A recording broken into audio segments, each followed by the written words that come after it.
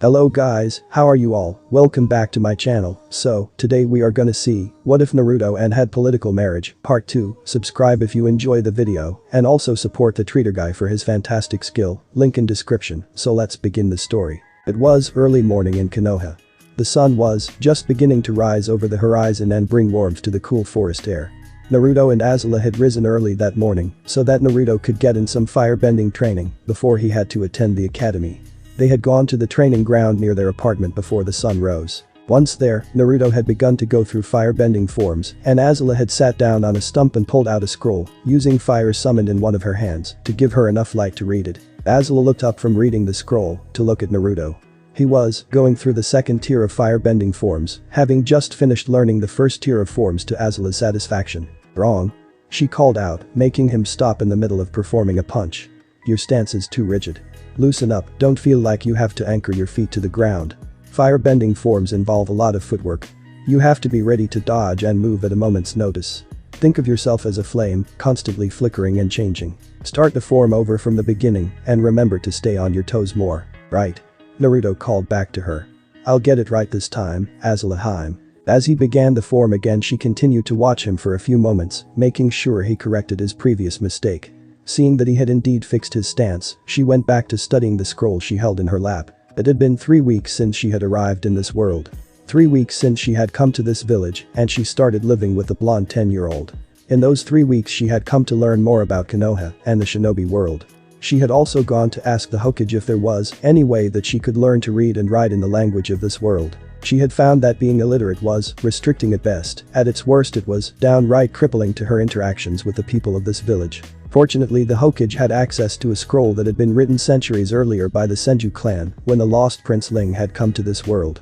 Apparently the ancient prince had the same issue as she did, and with collaboration with his Senju caretakers, had created this scroll that translated the two written languages, allowing them to learn. Azula found it almost too convenient that this scroll had been stored along with the other records of the lost prince's arrival in this world, but she wasn't one for looking a gift Komodo rhino in the mouth. Once she had access to the translations, she found that learning to read the language had been rather easy.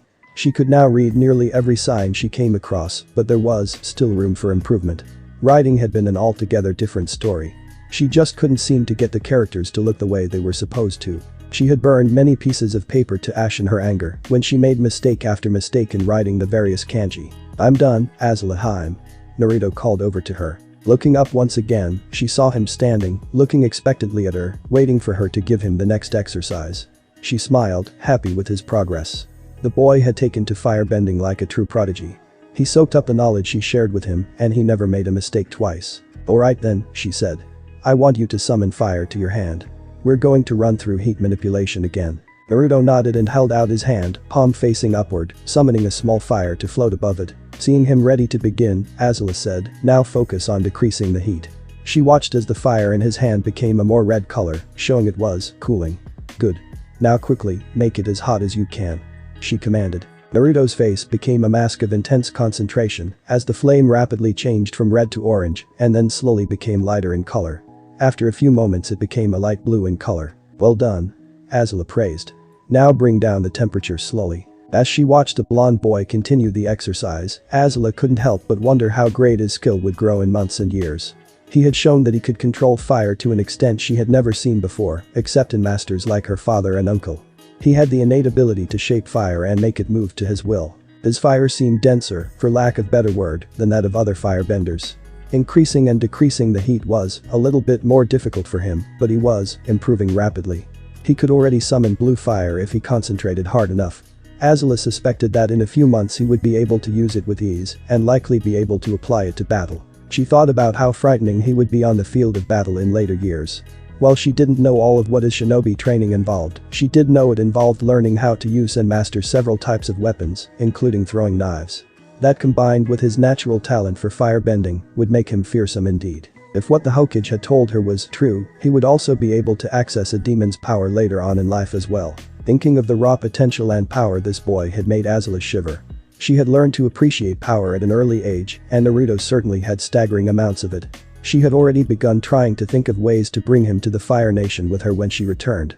The village seemed to have alienated Naruto to a great extent, so convincing him to leave might not be too hard. It also helped that he seemed to hang on her every word and action. She didn't know whether this was a result of him finally having found a familial connection, distant as it may be, or if it was something more akin to hero worship. It could perhaps be simple infatuation. No matter what it was, it would work in her favor. If he wanted a family, she could always convince her father to adopt the boy into the royal line officially. Her father respected power, and she was certain that Naruto would be a much better son than Zuko. If it was hero worship, she would play on that to make want to help her in her quest for the throne. If his feelings were that of infatuation, she would feed and increase those feelings until they became love. She made herself seem like the only woman who could understand him, the only one who was worthy of him. She knew of course that if this was the course of action she needed to take, it would mean reciprocating the boy's feelings, although that wouldn't be so bad. She could tell even now that Naruto would be quite the looker as he grew older. The only two problems she could think of in her plan were that she had as of yet no way of deciphering which of these feelings Naruto held for her. The second problem was the Hokage. The old man seemed to care for the boy quite a bit. Indeed, he doted on the boy and treated him like a grandson. However, he had also hinted that Naruto would be a powerful asset to the village in later years, likely much for the same reasons that Azula wanted him to go to the Fire Nation. More importantly, Naruto obviously cared for the aged shinobi leader, which would make it more difficult to convince him to leave Konoha. She had no idea how she was going to be able to remove the Hokage as an obstacle, but she suspected she had an opportunity to solve her first problem later that day.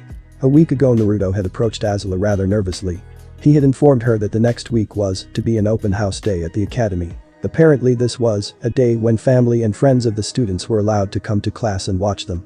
The students were supposed to be showing off their skills and knowledge to observers, as well as scoring points to add to their overall grades. After Naruto had explained all this to Azula, he had asked if she would like to come watch him, since she was the closest and only relative he had. The opportunity was too great to pass up. Not only would she be able to possibly decipher the boy's feelings, but she would be able to learn more of the shinobi arts. She knew terribly little of these warriors, other than that they were adept at using stealth and seemed to possess superhuman powers. She suspected that their power might even surpass those of benders, but she had no way of knowing just yet. It had also been an opportunity to instill some pride into the young boy, pride in the Fire Nation, and in his royal heritage, both of which he would need if Azula's plan was to succeed. Upon hearing that he would be showing his skills in front of many of the noble clans of Konoha, Azula had dragged Naruto into town to find suitable clothing for him to wear. She wanted him to wear clothes that would show he was descended from royalty and at the same time allow him the freedom of movement in battle. It wasn't that Azula actually cared what the clans of the village thought of her and Naruto, but if he was able to impress them, it would make the boy happy that he wasn't being looked down on. He would then associate this happiness with pride in the Fire Nation and the royal family. This in turn would make it easier for Azula to convince him to come back to her world with her.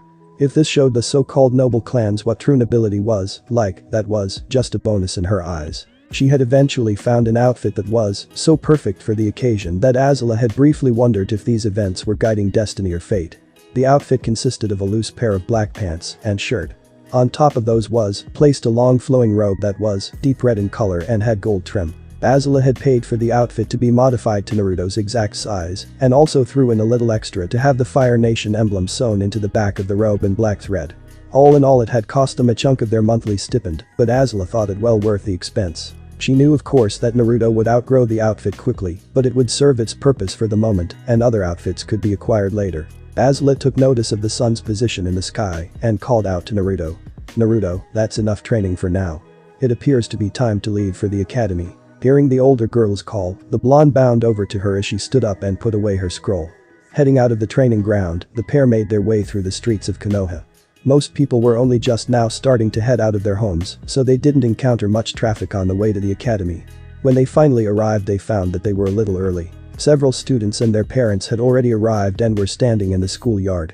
Azula also took notice that the Hokage was also in attendance and was talking to one of the academy instructors. Azula and Naruto stood a little ways off from the rest of the group and waited for the classes to start so that they could enter the building. As more and more students and their families showed up, a few of the children took notice of Naruto's new appearance and Azula's presence next to him and began to quietly mutter amongst themselves about who this girl was and why she was next to the class clown. After a few minutes, a group of the more curious children came over to them. Azula watched as they approached Naruto. A boy with brown hair and red markings on his face walked up to the blonde before asking the question they all had on their minds. "Hey, Naruto, what's up with the weird clothes?" he asked. Naruto simply shrugged before replying. "They're just new clothes that I'm supposed to wear. They're supposed to be more fitting for someone of royal blood to wear than what I had before." This statement made the brown-haired boy blink in confusion. He seemed to be thinking about the implications of Naruto's answer when a girl with long blonde hair spoke up. "Yeah right Naruto Baka. You're not even from a noble clan, let alone royalty," the girl said in a disbelieving tone. It was at this point that Azula decided to join the conversation. "How do you know?" she asked. The children all turned their attention to the older girl. A pink-haired girl raised her hand, as if she were in class, and asked who are you? Before Azula could answer, another voice spoke up. "Her name is Azula Uzumaki." Everyone turned their heads to see the Hokage walking over to the group. Azula here is a princess from a very distant land. She's come to stay in Konoha for now though, and is living with Naruto, who is her distant relative. When he said this, the group of children turned back to Naruto and Azula with looks of surprise and awe. Several of the girls appeared to have stars in their eyes as they looked at Azula. They couldn't believe that they were meeting a real princess. The brown-haired boy who had asked Naruto about his clothing laughed. "Oh, so she's his relative. And here I thought the idiot might have gotten a partner," he said in a teasing tone. Azula silently thanked the boy. This was just the kind of comment that she had been waiting for. If Naruto had indeed become infatuated with her, he would likely have some reaction to this comment. If he did react, she could use this situation to help determine if this was the course of action she would need to take in order to bring him to the Fire Nation. She looked down at the blonde boy next to her and noticed a light blush on his face. Azula smirked. Oh yes, that was what she was hoping for. Still, it could be embarrassment from the thought of having a partner rather than having her specifically as an object of affection. She knew that children around Naruto's age were often easily embarrassed when it came to the thought of dating and romance. She would have to see if this was because of her or simply because of the idea. Azula leaned down and wrapped her arms around Naruto's neck, putting her face next to his. "Oh?" she questioned, looking right at the brown-haired boy. "Are you certain I'm not his partner? You know, royalty often marry family members to keep the line pure, and Naruto-kun here is my distant relative," she said, making use of the kun honorific she had learned in the past few weeks. She was pleased to see Naruto's face go bright red. She watched him open his mouth and try to form words, only for nothing to come out. That reaction told her all she needed to know. The blonde had developed a crush on her. With time she could and would feed this affection in order to make him completely loyal to her. Of course, she had no way of knowing how long it would be before she could go home, but if all went to plan, Naruto would willingly come with her and fight for the Fire Nation. Naruto was frantically trying to think of a way out of this embarrassing situation. It was bad enough when Kiba had joked about Azula being his partner, but when the older girl put her arms around him and mentioned marriage, his brain almost shut down. Over the course of the last 3 weeks, he had come to like Azula. He knew from the beginning that she was pretty and powerful. That much was obvious by just looking at her, but it was when she had promised to never hate or fear him, like the villagers did, that he had really begun to look at her in a different light. He'd had a crush on Sakura, one of his classmates, for a while, and now he had developed one on Azula as well. He didn't make it as obvious as he had with Sakura, knowing that Azula was rather proud and, for that matter, scary. He would have felt ridiculous asking the older girl out on a date, especially since he really had no idea what to do on one. He only asked Sakura on dates because he'd heard it was a good way to bond with those you liked, and she had been nice to him when the academy first started. All this coupled with the fact that, even if it was only a joke, this was the first time a girl had shown a possibility of returning his feelings. It was just too much for the boy's brain, making him dangerously close to overloading. Fortunately, he was saved from further embarrassment when his teachers called everyone inside to begin the class. As the people filtered into the classroom, the students took their seats, and their families took spots along the edge of the class to observe them. Once everyone had settled into their spots, an instructor with a scar on his face addressed the guests and the Hokage. "Welcome, everyone, to this year's open house. I'm Haruka Yamino, one of the instructors here at the academy. We are honored to have you all here to see how your children are coming along and what they are learning. We are also most honored to have Hokage-sama here with us today." For the next hour and a half, the teachers asked questions about the history of Konoha and the shinobi world, calling on different students to answer each question. Through this, Azula learned that the village had only been around for a little over a century. She was also completely surprised to learn that ninjutsu could be used to fight using all 4 elements, as well as other elements for a select few individuals, like the famed Shadame Hokage, who controlled the wood element, Mokuton it was called. Azula, for the first time in her life, felt a little small. She was living in a strange new world, filled with people who had power akin to that of the Avatar. This realization made Azula come to 2 conclusions. The first was that if there was ever any doubt about whether manipulating Naruto into coming to the Fire Nation was a good idea or not, it was now gone. She not only wanted him to come, she needed him to come with her. The power of a demon inside of him, plus the ability to fight with all the elements, and a natural skill in firebending, the boy would be the greatest warrior the Fire Nation had ever seen. He would be the sword that would deliver her the throne, and eventually the entire world. Oh yes, she would make sure Naruto came with her. No matter what. The second realization she came to was that if she fought a higher level shinobi, she would be easily outclassed. She would have to find a way to either start learning the shinobi arts or find a way to counter them.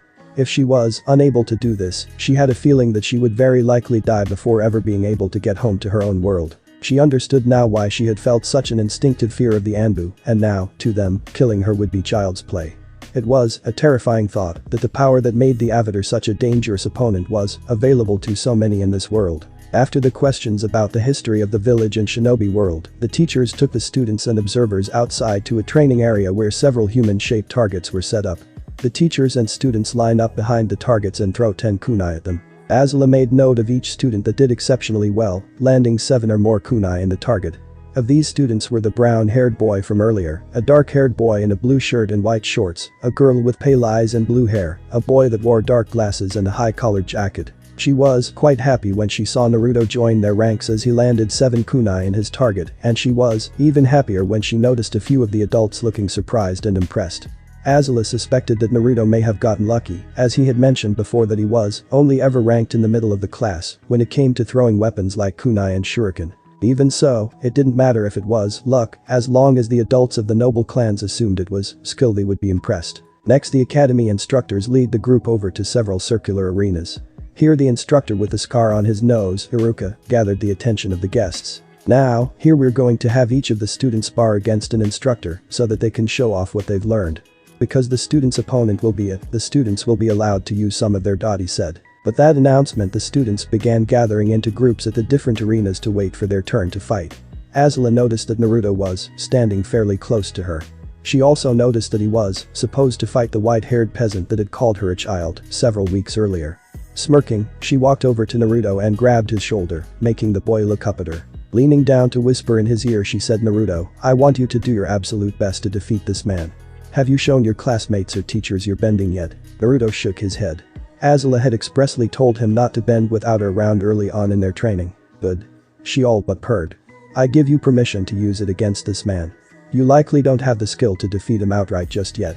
But if you manage to surprise him, you'll throw him off guard, and that will give you the edge. Do you understand?" He nodded. "I do, Azula Haim. Good. Oh, and Naruto. Remember that when you fire a bend you must be ruthless to your opponent. No matter who they are. No mercy, just like I taught you. Don't disappoint me." But that said, she returned to the spot among the observers and waited for Naruto to face Mizuki. As she waited, she saw the Hokage walk up to stand beside her. Looking down at the 14-year-old girl, the man spoke. "What did you have to say to young Naruto?" he asked. Looking at the old shinobi leader, Azula said, "I just told him to do his best and to remember his training." Breathing out a stream of smoke from his pipe, the old man nodded in acknowledgement. "I see. I must say that I'm rather looking forward to seeing that bending you've been teaching the boy." He gave a chuckle at the look of surprise the girl gave him. "Oh, don't be so surprised that I know. I told you before, I know everything that happens in this village." Azula just remained silent and turned her attention back to where Naruto was. Naruto was bursting with anticipation. After 3 weeks of learning firebending from Azula, he was finally getting to show it off. He knew he had only mastered the first few forms, meant for beginners, and was only just beginning to learn the second-tier forms, but he felt confident that he could use his abilities in a spar like this. Naruto was also eager to impress Azula and show her that he was worthy of her tutelage. She had specifically asked him not to let her down, and he would do his absolute best to live up to her expectations. After what seemed like hours, Naruto finally got his turn to spar against the white-haired dot. Stepping into the ring, Naruto made the customary bow to his opponent. When Mizuki bowed back, they both got into their respective stances, Mizuki taking the Academy Taijutsu stance and Naruto taking a firebending stance. As Naruto looked across from him preparing to spar, he felt something in him rise. It was the same surging feeling that he'd felt when he first used his will to firebend. This time, however, the surge came with a rush of heat. His whole body felt warm, as if he had been exercising for hours on end. As the proctor began the match, he rushed at Mizuki, launching a punch at the man's torso. Mizuki easily blocked it and responded with a kick. Naruto saw the kick coming, but barely managed to dodge it by leaping to the right. He attacked with a kick of his own which was also blocked. Mizuki sent a punch to Naruto's stomach, knocking the young boy back a few feet and causing him to double over for a second. All through the fight thus far, Naruto had felt the surge in him growing, expanding, begging to explode out of him. Rather than let it go, he had grabbed onto it, for lack of better word. The more he held on to the surging feeling, the hotter his body felt. He had kept holding onto it until he felt like his body would burst into flames. Now that Mizuki had knocked Naruto back a few feet, the boy saw an opening to surprise Mizuki. The blonde charged forward once again and saw Mizuki smirk, obviously thinking the boy was going to recklessly try another frontal assault. When he was less than a foot away from the white-haired man, Naruto stopped and dropped into a crouch, using his momentum to swing his right leg to the left in a sweeping gesture. As he did this, he let the surge inside him go, and he felt it shoot forth, flowing down his body towards his legs. When the surge reached his foot, watched a stream of bright orange fire blast out, following the sweeping arc his foot had made. The blast of fire caught Mizuki completely off guard, but he wasn't for nothing. He managed to dodge the orange blaze at the last second by jumping over it. Naruto saw this as he quickly got back on his feet, feeling the surge return full force. As Mizuki landed, Naruto kept up his assault, sending a punch that launched a blast of fire at the man's chest, just as his feet hit the ground. Mizuki once again dodged the attack at the last moment, this time by putting all his weight on his left foot and spinning into his left. This left him off balance, however, a fact Naruto took note of. He kicked high in the air, launching a stream fire that caught Mizuki in the right shoulder. As the fire hit, he gave a cry of pain and grabbed his shoulder with his left hand, the move that left him wide open. Naruto hesitated just for a moment, for one moment that seemed to drag on for an eternity. The blonde boy considered what he was about to do. He thought of the fact that this man was his teacher, he thought of the fact that he had probably scored enough points in the match to boost his grade in the class and impress the people watching. For one moment Naruto considered backing off and letting Mizuki recover. Then Azula's words rang through his mind. "No mercy. Don't disappoint me." Remembering those words, spoken to him by the girl who had come into his life so recently and suddenly, the girl who had quickly come to mean so much to the boy, Naruto made a choice. At that moment Naruto made a decision that would lead him down a path he never knew existed. He steeled himself and sent a punch and a blast of orange fire forwards. The blaze hit the right on his lower face. The man screamed as hot orange fire covered the left side lower jaw, and as he screamed some of the fire poured into his mouth, burning it in his throat. As Mizuki screamed and fell down clutching his face, the proctor rushed to the fallen and called over the medics who were standing by near the arenas. The medics immediately began to apply medical ninjutsu to the fallen man's wounds. As more medics rushed over, Naruto could only stand in there in shock, not really believing what he just did. He was vaguely aware of one of them pulling him away from the arena to get him out of the way of the medics. He felt a hand on his shoulder spin him around, and he came face to face with Azula, who was kneeling in front of him. The dark-haired girl pulled him into a hug, allowing him to bury his face in the space between her neck and shoulder as tears poured down his face. Azula stroked his golden hair and began whispering words of comfort in his ear, telling him he did what he was supposed to and that it wasn't his fault, that he had done well. All the commotion had drawn everyone's attention to Mizuki, who was now being taken away on a stretcher. As parents pulled the faces of their children away from the scene or as some watched a morbid spectacle, only they noticed Azula comforting Naruto. Only they saw the smile on the girl's face. Azula stood in the Hokage's office. Shortly after Mizuki had been taken to the hospital and the families and students had been sent home, they had taken Naruto and Azula to the Hokage Tower. Naruto had been left outside the office with an Anbu, but Azula had been all but dragged through the doors. Needless to say, Hiruzen Sarutobi was not happy.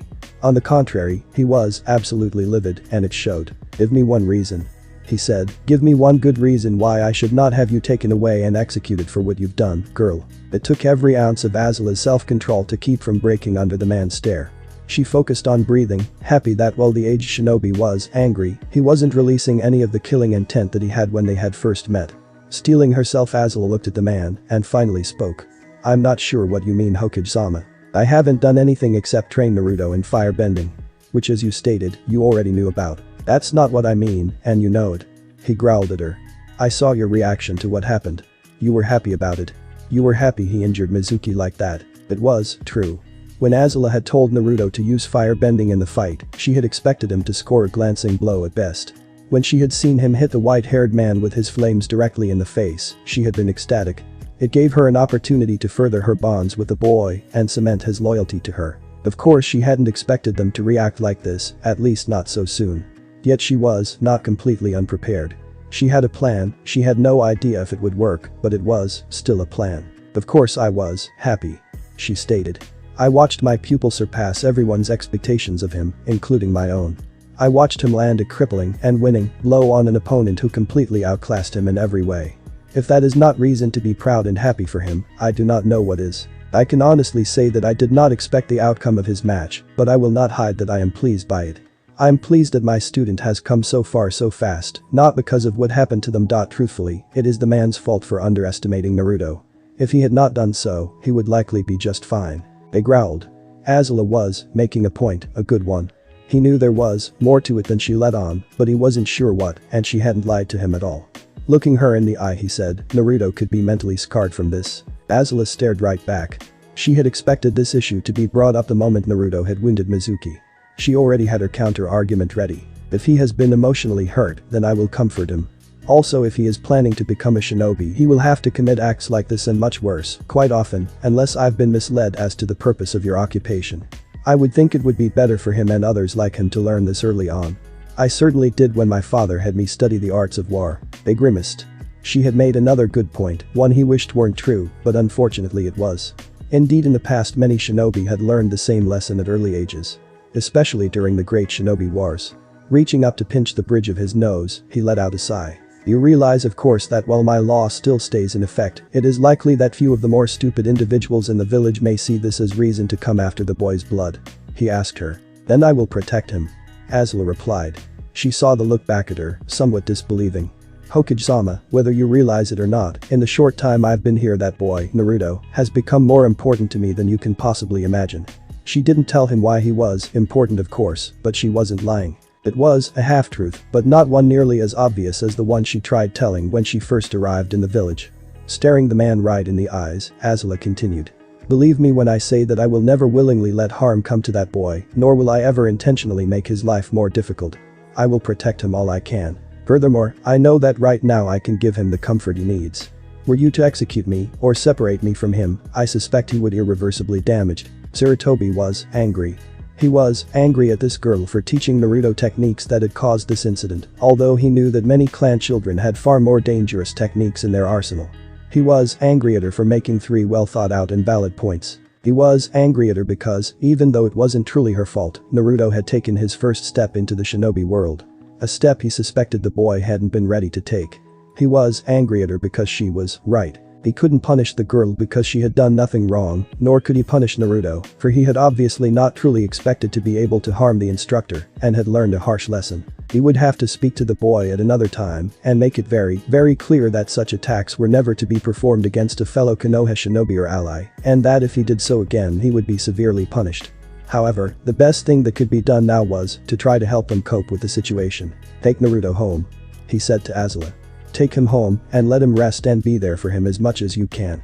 I will need to speak to him about this incident at some point, but for now let him rest. Azula smiled inwardly, knowing that her gamble had paid off and he had won this particular battle. She bowed and left the office. Once she exited, she took Naruto and exited the tower, heading to their apartment. Neither of them spoke on the way there. When they entered the apartment, she guided him to his room and sat down on the bed next to him. She cupped his chin and made him look at her. Naruto, she spoke. Know that what you did today was not your fault. I understand that this is the first time you have inflicted pain on another person like that. I know that it is hard to deal with. I know that it is frightening. I went through it too. You need to know that as a shinobi, you will have to hurt others and kill to do your job, to defend your land and its people. What you did today was not wrong. It was merely the first step on a journey you must take, a hard step, but a necessary one. As she said all this, she looked into Naruto's eyes and saw that he was, indeed, listening to her. She saw her words were having some comforting effect on the boy. Remember when I told you about the burden of power? She asked him. Receiving a nod from the boy, she continued. This is part of that burden. You had the power to harm that man, to defeat him in battle. It was your duty to do your best in the fight, and so when you saw an opportunity to win, you took it. That is power. Had your opponent had more power, he would not have lost. Had he not underestimated you, he would not have been injured. The fault lies with him, not you. Others may come to resent you for this incident, they may go to greater lengths to shun you, for now they have seen a taste of your true power. But remember, I will never shun you. I will never hate or fear you. There is one final thing I wish to tell you about Naruto. Today, your actions made me very proud. When Azula said those last words, Naruto's eyes widened. He felt a mix of emotions, happiness, guilt, sorrow, anger, and fear all bottled up into one great blob of indecipherable feeling. When he heard Azula say she was proud of him, he reacted on pure instinct, unable to truly form a coherent thought. He tackled her onto the bed, burying his face into the older girl's chest. Sobs racked his body as he held on to the Fire Nation princess for dear life, wanting nothing more than to hold the girl and be held by her, until this pain went away, and as Azula wrapped her arms around him, she was content to let him. They lay there together in each other's arms until sleep took them. Azula woke before dawn, as her internal clock told her it was time to wake up and eat before going through her and Naruto's morning training. She looked down and saw that Naruto was lying next to her, his arms wrapped around her and his face pressed firmly into her chest. Obviously the two had not drifted away from one another after falling asleep in each other's arms the night before. Azula smiled a little bit, remembering the events of the previous day. It had been more successful than she could have ever hoped for. Not only had she been able to determine that Naruto had a crush on her, but she had also been able to bond with the boy. By being there for him and comforting him after the incident with Mizuki, she had gained more of his trust and affection. She felt Naruto tighten his grip on her in his sleep, making her smirk. It was amusing that they had stayed like this all night long. Not because they were cuddled together, but because it was Naruto who was doing the cuddling. Every night before it was Azula who had latched onto the boy in her sleep, just like the first night, and refused to release the boy until she woke up. She no longer chased him around with fire when she woke up either. She saw no point in repeatedly terrifying the young boy every time she used him as her own personal living stuffed animal.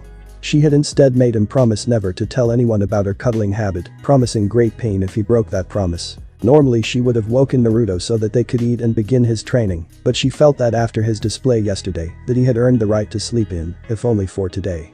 Besides, she had to admit that the younger boy looked adorable right now, making even the Fire Nation princess get a warm fuzzy feeling deep within her. She would never tell that to anyone though. So for now she would let Naruto lay in her arms and sleep in. Besides, if her plans for the future worked out, she suspected she would have to get used to situations like this. Bright morning sunlight flooded through the window of Naruto's bedroom, shining directly on his face. He groaned and turned his face into his pillow to escape the glare and try to drift off back to sleep. He was especially tired today, and his pillow was extra comfy. He also noted that it was warm, very warm. He opened his eyes and blinked. He realized that his pillow was not a pillow at all, rather it was Azula's bust that his head now laid upon. He briefly wondered if the older girl had rolled over to him and grabbed him as she had done most nights, before he remembered that it was actually him who had snuggled into her the previous evening. He also remembered why he had been so eager to be held by the girl. All the pain and guilt of the incident with Mizuki came rushing back. With those feelings came something else as well, the memory of Azula's words to him before the two had fallen asleep. She had said that he had made her proud and that he had done well, he had made her happy. That thought brought forth a feeling of joy and warmth to Naruto, warmth that served to fight off the guilt and sadness he had felt for hurting Mizuki. He took a deep breath, smiling to himself, and was tempted to drift back into sleep when he heard Azula speak. "Naruto, how long do you intend on using me as a pillow?" The girl's voice made him jerk backwards, separating himself from the princess. He looked at her, not really sure how she would react to the situation. Sure, she had been cuddling close to him at night for the past 2 weeks, but that was when she was the one initiating it, not him. He knew that the situation wasn't really all that different despite that fact, but Naruto had learned from the girls in his class that logic didn't always apply in the minds of girls in these situations. It seemed his fears were unfounded, however, as he looked up and saw Azula looking right back at him, an amused smirk on her face. "My, that was a fast reaction," she said. "Could it be that you're embarrassed about using me as a pillow, Naruto? You don't have to be too embarrassed, you know, we're going to be doing that far more often if we get married eventually." "Azula Haim, it's not nice to tease me like that," Naruto whined, blushing a rather impressive shade of red. If it was possible, Azula's smirk grew. "Now Naruto, what makes you think I'm just teasing you? I wasn't lying when I told that boy yesterday that it's normal for relatives in the royal line to marry each other." When Naruto heard this, he blushed even more and started stammering, trying to form words. Eventually his mouth caught up with his brain and he managed to squeak out a sentence. "You mean we're going to get married?" The older girl laughed at his embarrassment and said, "I don't think we're going to be married just yet, Naruto. You're far too young, and I don't feel the need to become a wife so soon in my life. But it is possible that we could marry eventually. As the heir to the throne, I will need to wed and produce a child to take the throne after I take it, and no serious suitors have come forward as of yet. Of course you would have to prove yourself worthy of being my husband. I won't spend my life with a weakling, I won't give my love to just anyone." Naruto's mind reeled. Marriage to Azula was, actually, a possibility. It was hard to wrap his head around the idea. He knew he liked the older girl, and she had proven several times within the short time that he had known her that she was one of the few people who really cared for him. She had trained him, she comforted him when he was sad. She had helped him in so many ways. Her very presence had helped him, giving him a friend and someone to share his life with. Naruto loved having Azula in his life. She had been the best thing to happen to him since well ever. She had told him that she would have to leave for her home eventually in the first week they had lived together, a fact that he dreaded. Azula had made his life so much better, he couldn't imagine what it would be like to watch her leave and never return. He had been hoping and thinking of ways to make her stay, but he couldn't come up with anything. But now she had told him that the chance of marrying her was very real, and people who got married were always together no matter what. Well, that's what he heard in stories and from Gigi anyway. So it would make sense that if he could get Azula to marry him, she would stay in Konoha with him. But that thought Naruto began to form a plan. Azula watched as her words sunk into Naruto's mind, knowing that he was beginning to wonder at the possibilities of future marriage. While she didn't think that she would be able to convince him to leave his home with such a simple suggestion, she knew that it would sow the seeds for later. If she calculated correctly, it would also make him strive to become stronger and seek approval in her eyes, which would further strengthen his bond and devotion to her. She almost hoped it would take a long while for the Hokage's shinobi to find a way to get her home. After all, it wouldn't do to leave such a fine weapon here. Azula could already see her plan coming to fruition, as visions of her being crowned as the Empress of the Four Nations, with Naruto standing by her side, acting as her guard and slaughtering her enemies, filled her mind. The Fire Nation princess was brought from her fantasy when she noticed Naruto's clock out of the corner of her eye. Seeing that Naruto only had an hour or so to get to the academy, she got out of bed and walked to the door of the bedroom. Turning to Naruto, she said, "Get dressed and meet me in the kitchen. You still need to eat before you attend your classes." But that she turned and walked to her room to get dressed. Once she had gotten into a fresh change of clothes, she walked into the kitchen and proceeded to get herself a bowl of cereal. Cereal in and of itself was a food she found rather strange. It was a breakfast food made up of grain and flavoring, served cold in milk. This was completely different from the food in the Fire Nation. There all breakfasts were served hot, in fact most food was served hot. It was the Fire Nation after all, hot food was to be expected. Despite its differences, however, she found that she had grown rather fond of cereal. Maybe it was because of all the sugar that was in it. Azula always did have a bit of a sweet tooth. The dark-haired girl was brought out of her musings on the food in front of her when Naruto walked into the kitchen. Setting her bowl down, she watched as he got his own breakfast. When he sat down at the table beside her, she turned to him. "Naruto," she said, "I have a favor to ask of you." The blonde boy blinked. "Do you need a favor?" he asked, clearly wondering what she could need that he could help with. "Yes," she said. "When we work on your firebending next, I want you to teach me how to use some of your ninjutsu." Naruto gaped at her. "You want me to teach you? Couldn't you ask Gigi for help with this? I'm sure he could find you a good teacher." Azula shook her head. "I could, but I don't think I would feel comfortable doing so. I don't really know anyone in the village aside from you, and I would have a hard time trusting anyone. Besides, I'm sure you will be a great teacher." The truth was that she didn't think the Hokage would actually help her to learn ninjutsu. All the conversations that the two had held up till now seemed to indicate that he would rather her remain ignorant of any technique she could learn or use. Azula could understand why. She was an outside force within the walls of the village, and she held no loyalty to Konoha or its inhabitants. Teaching her ninjutsu would be counterproductive to ensuring the village's safety. That said, if Naruto were to teach her, it would be easier to get away with. Everything she had learned about him so far stated that he was towards the bottom of his class in grades and skill, so no one would take the idea of him teaching her seriously. Even if the Hokage found out about him teaching her, he would likely assume that he wouldn't be able to teach her well. Even if that assumption was correct, some knowledge was better than none in Azula's eyes. "Well, okay," Naruto said. "I guess I can try to teach you. I'll ask Iruka-sensei for pointers," he exclaimed. "No. I don't think that's a good idea.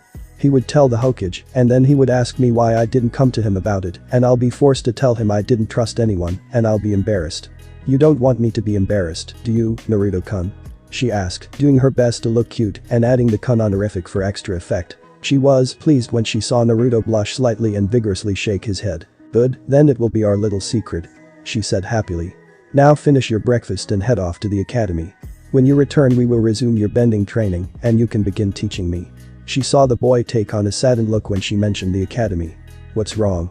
she asked, although she thought she had a good idea as to what it was. "It's just that I'm worried about what the other kids will think of me after what I did to Mizuki. I know you said that is part of the burden of power, but I don't want them to hate me if I can help it." I've already laughed a lot and picked on, what if they treat me worse now? Azula sighed. She would have to get rid of the boy's insecurities sooner or later. It wouldn't have to have a powerful man fighting for her and protecting her if he was worried about the feelings of those around him. For now though, it presented yet another opportunity to get closer to him. You just said that they laughed at you and picked on you. Does it really matter whether they fear you? I can tell you right now, Naruto, that many if not all of your classmates will have some form of fear of you now. In my experience, this is actually a good thing. That fear will make them wary of you, meaning they will be less inclined to mock or bully you now that they have seen your power. Naruto seemed to consider her words. So in a way, fear means respect. But you respect me and you don't fear me, he said, sounding confused. Azula smirked. It's a different kind of respect. I respect you as a person, as someone who also holds power like you do. The respect they will have for you is like the respect that prey has for a predator. Understand? Naruto nodded but had a pensive look, showing that he was still thinking on her words. After a few moments he looked up and gave the dark-haired girl a smile. Thanks, Azula Harem. I'll try to think of what you said. I'm not really sure that I understand all of it just yet, but it does help a bit. Anyway, I'm off to the academy. But that the boy turned and walked out the apartment door. Azula smiled to herself, thinking about how the boy ate up every word she said. Barring any major changes in the way the boy's life was going and how those around him treated him, she could see no reason why her plan would fail. Well, there was the Hokage to consider. The old man was still a potential problem, and after yesterday's display, he would watch her closely. She knew she would have to find some way to throw off his suspicions, but she had no way of doing so at the moment, so she would have to keep an eye out for an opportunity to do so. For now though, she had a less pressing but more immediate problem to deal with. The same problem that had plagued her since the Hokage had given her the translation scroll, writing this world's language. Grabbing a brush, some ink, and several pieces of paper, Azula sat down at the table and began trying to copy the characters in the scroll to paper. Sasuke Uchiha sat at a desk by the window of the classroom, with his hands folded together in front of his face. He had arrived earlier than any of the other students, in an effort to avoid the more enthusiastic members of his so-called fan club. He was, in deep thought, brooding one might say, something he did rather often. This time, however, his mind was occupied by something other than his thoughts of vengeance on his brother. This time his mind was dwelling on Naruto Uzumaki. When Sasuke first met the boy, he thought he was loud, brash, and talentless. That had changed when his clan had been wiped out. Naruto had been one of the very few people who didn't come to him with empty sympathy. Naruto treated him as a rival, as a goal to overcome, and yet he knew that the blonde understood his pain more than other people in their age group. At first Sasuke wondered if Naruto could be a friend, an ally, someone to rely on. Those thoughts were quickly dashed though as he realized that Naruto was still incredibly weak. He couldn't afford to have weak friends or allies when he was going to kill Itachi. He had placed Naruto in the category of interesting, but not really worth noticing after that. Then yesterday had happened, and all of Sasuke's previous judgments of the boy came into question. Naruto had done decently well on his weapons test and had been fairly competent at answering questions in class. While both of these facts were a change from the norm, they wouldn't have been all that special by themselves. It was the Uzumaki's match against Mizuki that had gotten Sasuke's attention. Naruto had not only won against them, but had seriously wounded him as well. That was impressive, that showed progress. No one had been able to beat an instructor in combat since Itachi had attended the academy, a fact that held significance. Did this mean Naruto was a genius of the same caliber as Itachi? Did he simply get lucky yesterday? Even if that was the case, he had clearly gained more power. What of the girl who had arrived and left with Naruto? Who was she? Was she the one responsible for his growth? The girl had clearly radiated power and confidence. She also gave off another feeling, one Sasuke couldn't quite identify.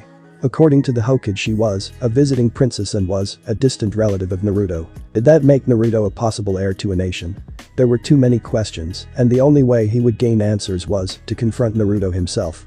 With that in mind, Sasuke decided he would take the first chance he got to talk to the blonde. As the classroom filled with more and more people, Sasuke kept an eye on the door, watching for Naruto. His view was soon obstructed by several girls who came over to ask him for dates, which he shot down by giving them glares. The girls looked slightly dejected and took their own seats, giving that after what seemed like an eternity the boy he had been waiting for entered the room. Sasuke watched as Naruto took a seat in the back of the room, noticing that several students moved to get out of his path, looks of uncertainty and fear on their faces. Clearly many of the kids in their class had been frightened by his fight with Mizuki. It disgusted the Uchiha. They were here to learn to be ninja, to learn to fight and kill. They would have to see and do things like that a lot in the future. Maybe once, years before, Sasuke would have been frightened as well, but then his brother had made him watch as he murdered their clan. That had been far more terrifying and traumatizing than what Naruto had done. Sasuke was about to get up and go talk to him when Iruka walked into the room and called for everyone's attention. "Settle down everyone, settle down," Iruka said, prompting everyone to get in their seats.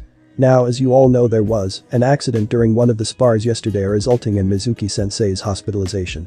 He will be fine, however, and should be able to make a quick recovery though. That said, he won't be joining us for at least another few weeks. I also want you all to know that this was an accident and that you will need to get used to events like this. It is part of being a shinobi. Sasuke could tell the teacher was trying to keep the class from shunning Naruto any further, but he doubted it would work. Based on how the blonde had been treated in past years and how many of the students now looked at him with fear in their eyes, he guessed that any chance the Uzumaki had of being treated normally had vanished. His attention was drawn back to Iruka as the lessons began for that day.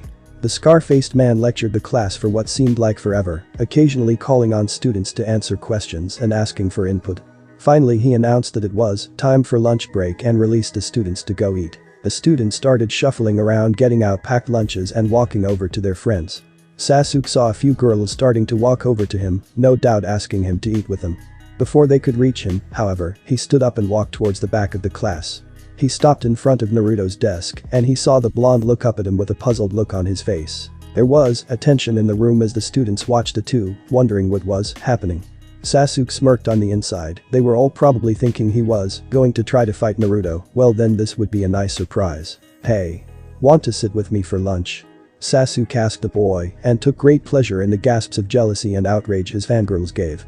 Oh, how he loves tormenting them. Azula felt like jumping and shouting for joy, and had she not been raised as she had, she probably would have. She had done it. She had finally gotten the characters of this world's language down. She had written them all successfully, multiple times. She would continue to practice, of course, but for now she was happy that they looked the way they were supposed to. Despite the fact that she wasn't leaping all over the place in joy, she still felt she deserved a reward, so with that in mind, she headed out the door of the apartment and into the village. Within half an hour she was sitting on a stool in Ichiraku's, happily devouring her 5th bowl of ramen. Ever since Naruto had introduced the heavenly food to her, she had resolved to try every type of ramen that Ichiraku had to offer. While she wanted to eat there every day, Azula realized that eating too much ramen was probably not good for her, so she had to moderate the number of times she ate at the ramen stand. That didn't stop her from ordering 6 or 7 bowls every time she went there. No sane person could blame her for that, it was just so good. In her mind, Azula vaguely wondered if she should give Naruto some sort of medal when they returned to the Fire Nation, as a reward for giving her this amazing food. The dark-haired girl watched as AM placed a 6th bowl of ramen in front of her and resisted the urge to drool. Just as she was about to start devouring the food, she caught movement out of the corner of her eye. Turning her head, she saw the same cat mask Anbu that had been her guide and escort on her first day in the village. Azula suddenly got the feeling she wouldn't be able to finish her ramen. It was a bad feeling. "Ah, Nico-san, I don't suppose you're here to enjoy some ramen?" Azula said, knowing full well that the female Anbu wanted something else. "No, I'm afraid not. Hokage-sama wishes to speak with you immediately," the masked woman replied. Azula sighed. "Do I have time to finish my ramen?" "Hokage-sama wishes to see you immediately," the Anbu said. Azula almost considered ignoring that and finishing her ramen anyway, but common sense overcame her desire for the heavenly food and she stood up. Throwing some money on the counter, she called out to AM. "AM-san, I have to leave. I left the payment on the counter." Turning to the cat-masked woman, she said. "Okay, Nico-san, take me to the Hokage." Naruto sat under a tree next to Sasuke. The two both had their lunches in front of them, but neither had taken a bite yet. When the Uchiha had invited him to eat lunch with him, Naruto had been as surprised as the rest of the class. He didn't know what he had expected when the dark-haired boy had approached him, but this wasn't it, especially after how the rest of the class treated him. "Hey," Naruto said, breaking the silence. "Why did you want to eat with me? You've never shown any signs that you wanted to be friends with me or anyone for that matter." Sasuke looked over at him. "Because of what you did yesterday. Up until now I haven't had a reason to talk to anyone. I have to avenge my clan and then rebuild it. I don't have time to have fun and hang out with people. I don't mind having friends, allies, but everyone else is too weak. They would be a liability in my quest, not an asset. I need friends who can help me avenge my clan, not weaklings. Until yesterday I thought you were weak, but you proved otherwise. I guess I'm curious as to what changed." Naruto blinked at that. Sasuke hadn't been making friends because he thought they were weak. He would have done anything for friends, no matter who or how strong they were. The Uchiha's mindset seemed crazy to him. But at the same time it fit in, a little, with what Azula had told him. Power respects power seems to be the concept here. So now that you think I'm strong you want to be friends? Naruto asked, feeling rather angry that the Uchiha hadn't thought him worth the time of day before because he had thought he was weak. I don't know if friends is the right word. Sasuke said. In time maybe we would be friends, but right now I want to get to know you. You're interesting, you beat them in combat. That means you're stronger than anyone else we know in our age group. I don't know if we would be friends or rivals. Either way I feel you have something to teach me, something I can learn from. Even if we end up hating each other, you're someone who I would want to keep tabs on. You want to learn from me? If you're talking about my fire bending, then you can forget it. That's a family thing. Only Azula Harem and I can learn it. Sasuke nodded. That isn't necessarily what I meant, but yes I had hoped I could learn those fire techniques. But if they're family techniques then I won't pry.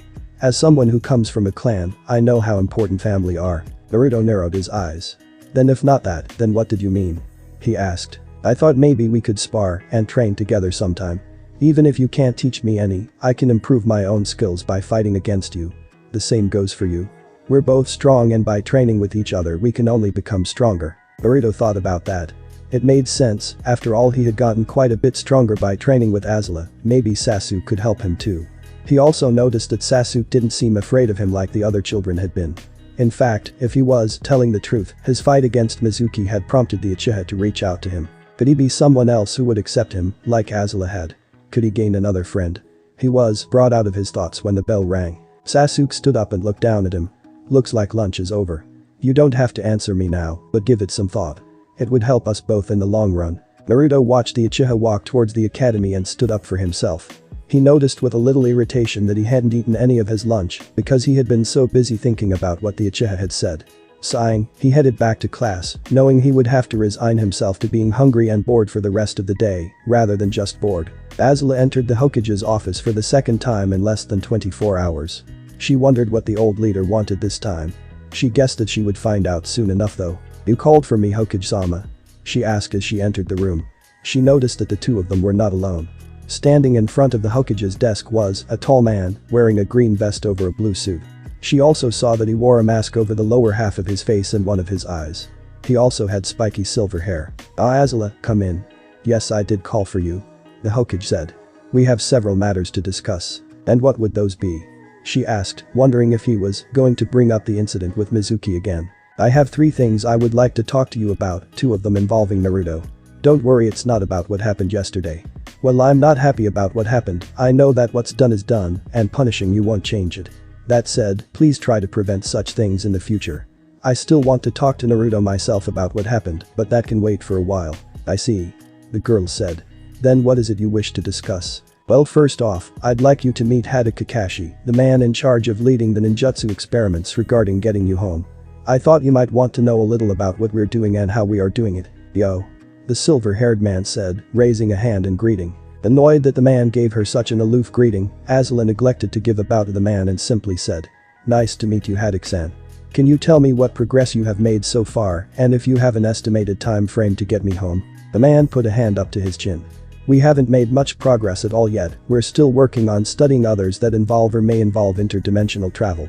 As for a time frame, I have absolutely no idea. Could be months, could be years, maybe even decades. Azula was momentarily stunned. Decades. It could take decades for her to get home. She had expected it would take a long time, after all the lost prince had never made it back, but she assumed that he hadn't had the same resources to help him like this village did.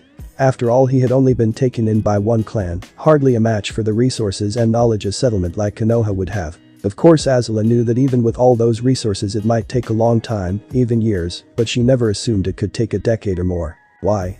She asked, finally finding her voice. Why would it take so long? Well, there is a lot that goes into it, Kakashi said. Creating is dangerous at the best of times, even when we're not trying to bend space and time or make a door between dimensions. We have to find a way to mold our chakra into doing such a thing first. Then we would have to find a safe way to make sure we were actually connecting to another dimension. Even then we would have to confirm it was the right dimension. After that we would have to make sure the way was stable and wouldn't collapse on you. We would also have to make sure we were opening the portal in a safe area, wouldn't want you to be stuck on the bottom of the ocean, dropped from 1,000 feet in the sky, or be crushed under a mountain, now would we? Azula sighed. She hadn't thought about things like that before. If all that went into the process, then she really could be here for decades. If that was the case, she might as well just stay here and make a life here. No. She wouldn't think like that. She couldn't think like that. She was the princess of the Fire Nation. She was the daughter of Fire Lord Ozai. She was born to be a ruler. She would return home, she would become Fire Lord, and she would conquer her world. She would do this, even if it took 1,000 years. No. She said, no, we wouldn't want that at all. Thank you for explaining the process to me, Haddock-san. I will try to be patient from now on. You're welcome. But remember, I'm just the leader of the ninjutsu team. There's a team working on a way to get you home as well. I suspect they will have more luck than my team. I see. Azula said. Turning back to the Hokage, she asked, what are the other things you wish to discuss, Hokage-sama? You said they involve Naruto. The aged shinobi breathed out a stream of smoke from his pipe before replying. Yes. I'm almost certain that Naruto hasn't told you yet, but his birthday is this week. Azula blinked. Naruto's birthday was this week. That was something she didn't know, but why did the Hokage need to talk to her about that? That's when she remembered that the demon that had attacked Konoha, the same one sealed away within the young boy, had attacked the night he was born. So it wasn't just his birthday, it was the anniversary of the demon's attack. I see you recognize the significance of that. The Hokage said. Good. Every year we hold the Kyuubi festival to celebrate the demon's defeat and honor those we lost.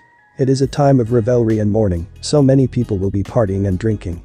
They will also hold the hatred and sorrow of that night in the forefront of their minds. Azula saw where this was going. You're worried that some of the villagers may try to attack Naruto, she said. When the Hokage gave a nod, she asked, has he ever been attacked before? Twice before. The Hokage said. Both times happened within a year of his birth. I had the perpetrators executed and announced that anyone else attempting to harm the boy would suffer the same fate. Since then the villagers have ignored the boy, treated him like he doesn't exist or have ridiculed him, but no one has tried to harm him. This year may be different, however, because of his fight with Mizuki. Until now the boy has been thought of as a failure by many, they didn't see him as a threat. Now he has come close to killing a while still in the academy, this has raised fear and suspicion in the minds of many. That fear mixed with alcohol and excitement could possibly lead some of the more foolish people in the village to start something. It's part of the reason I was so angry with what happened yesterday. Azula narrowed her eyes in thought. She knew that alcohol and large groups of people lead to poor decisions, mix in a little fear and grief, and you have a recipe for violent stupidity. I will be ready to defend him at a moment's notice. I won't let any harm come to him, you have my word on that. I'm glad. The Hokage said. Truthfully, I suspect that the chance of anything happening is low, but it is still higher than it has been in a long time. I hope I won't have to remind anyone of the law the hard way, but I will if necessary. That said, if you can avoid any trouble it would be vastly helpful. Of course, Hokage-sama, I will do my best. Now what is the other matter you wish to discuss regarding Naruto? Azula couldn't be sure, but for a moment she thought she saw a smirk of pure vengeful glee cross the Hokage's face. Of course, by the time she registered what she thought she saw, the old man's face was blank. Well, as I mentioned, Naruto will be turning 11 this week. The Hokage said. I have been observing Naruto for some time now, and I have noticed that he is beginning to show an interest in girls. Now this isn't unexpected, many children display interest in the opposite gender around this age, often declaring themselves to be partner and partner, or pretending to marry each other. It's all fun most of the time, and they hold no physical attraction to each other for the most part. But Naruto is in Uzumaki. The Uzumaki are known for longevity and having boundless energy. This extra life force causes several changes in the Uzumaki, for example they mature faster. Azula wasn't sure why, but she had a sinking feeling in her stomach all of a sudden. Something in the Hokage's voice held a sense of mirth, and she could see that despite his wearing a mask, Kakashi seemed to be smiling. Meaning what?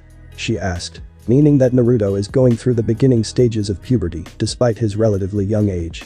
So it is up to you as his closest relative and legal guardian to give him the talk. When Azula heard this sentence she did something rather un-Azula-like.